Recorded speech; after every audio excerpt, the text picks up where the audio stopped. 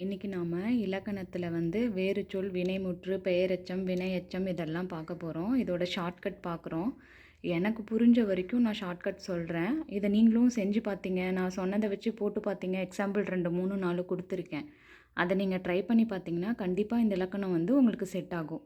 இப்போ வேறுச்சொல் படின்னு இருக்கா, அப்போ வினைமுற்று என்ன வரும்னா, ஒரு நெடிலோட ஒரு ஒற்று வந்தால் அது வினைமுற்று.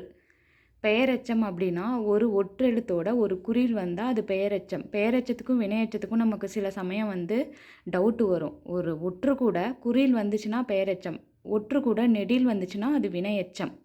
தொழில் பெயர் இல் தல், அதாவது இல்லு வரணும், அது வந்தால் தொழில் பெயர். தொழில் இல்லு வருதா தொழிலுக்கு, அந்த இல் அதே வந்துச்சுன்னா அது தொழில் பெயர்.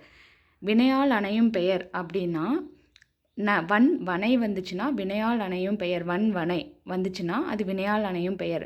முற்றெச்சம் அப்படின்னா நன் வரணும், அதாவது படித்தனன், கொண்டனன் அப்படின்னு வந்துச்சுன்னா அது முற்றெச்சம்.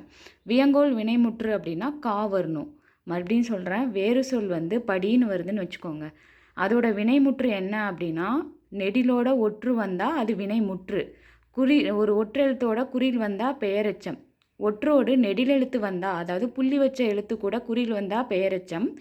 புள்ளி வச்ச எழுத்து கூட நெடிலெழுத்து வந்துச்சுன்னா அது வினையெச்சம். தொழில் இல்லு வந்துச்சு அப்படின்னா தொழில், அப்போ தொழில்னா இல்லு வருதா, அந்த இல் வந்துச்சுன்னா அது தொழில் பெயர். வினையால் அணையும் பெயர் அப்படின்னா வன் வனை அப்படின்னு முடிஞ்சுது அப்படின்னா வினையால் அணையும் பெயர். முற்றெச்சம் அப்படின்னா நன் அப்படின்னு முடியணும். வியங்கோல் வினைமுற்று அப்படின்னா கால முடியணும். இது அதே மாதிரி ஓடு, தோல் இதெல்லாம் ட்ரை பண்ணி பாருங்கள், கண்டிப்பாக கரெக்டாக வரும்.